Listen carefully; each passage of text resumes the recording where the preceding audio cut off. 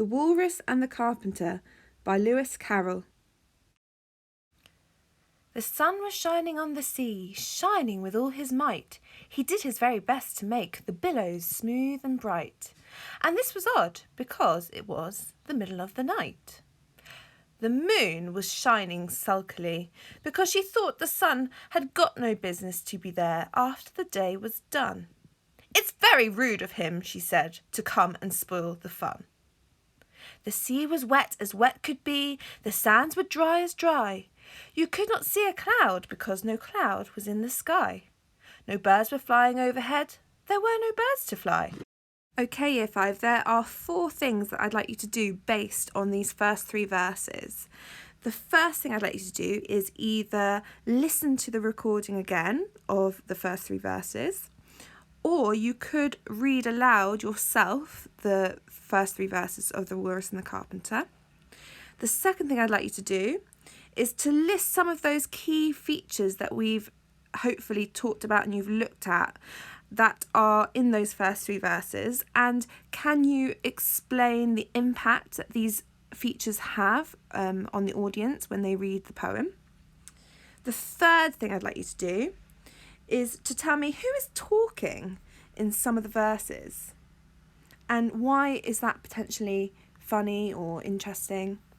And then finally, your fourth thing is, what do you find strange or interesting about the first 3 verses? What's happening in those verses? The Walrus and the Carpenter were walking close at hand. They wept like anything to see such quantities of sand. "If this were only cleared away," they said, "it would be grand. If 7 maids with 7 mops swept it for half a year, do you suppose," the Walrus said, "that they could get it clear?" "I doubt it," said the Carpenter, and shed a bitter tear. Okay, so 2 questions for you now about those verses. What unusual feature is included in these verses, and what impact does it have on the reader? And the second question is, what are the Walruses and the Carpenter so upset about?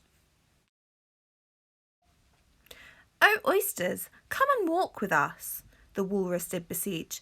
"A pleasant walk, a pleasant talk, along the briny beach. We cannot do with more than 4 to give a hand to each." The eldest oyster looked at him, but never a word he said. The eldest oyster winked his eye and shook his heavy head, meaning to say he did not choose to leave the oyster bed. But 4 young oysters hurried up, all eager for the treat. Their coats were brushed, their faces washed, their shoes were clean and neat. And this was odd because, they hadn't any feet. 4 other oysters followed them, and yet another 4, and thick and fast they came at last, and more and more and more, all hopping through the frothy waves and scrambling to the shore. Okay, right, so I've got 3 more questions for you now. The first one is, why does the eldest oyster stay behind? Why do you think he decides to stay behind? The second question is, what other features have you noticed? What other poetic features are used by Lewis Carroll? And the third question is, how are you feeling about the little oysters going on a walk with the Walrus and the Carpenter? The Walrus and the Carpenter walked on a mile or so, and then they rested on a rock conveniently low. And all the little oysters stood and waited in a row. "The time has come," the Walrus said, "to talk of many things, of shoes and ships and sealing wax, of cabbages and kings, and why the sea is boiling hot, and whether pigs have wings." "But wait a bit," the oysters cried, "before we have our chat, for some of us are out of breath and all of us are fat." "No hurry," said the Carpenter. They thanked him much for that.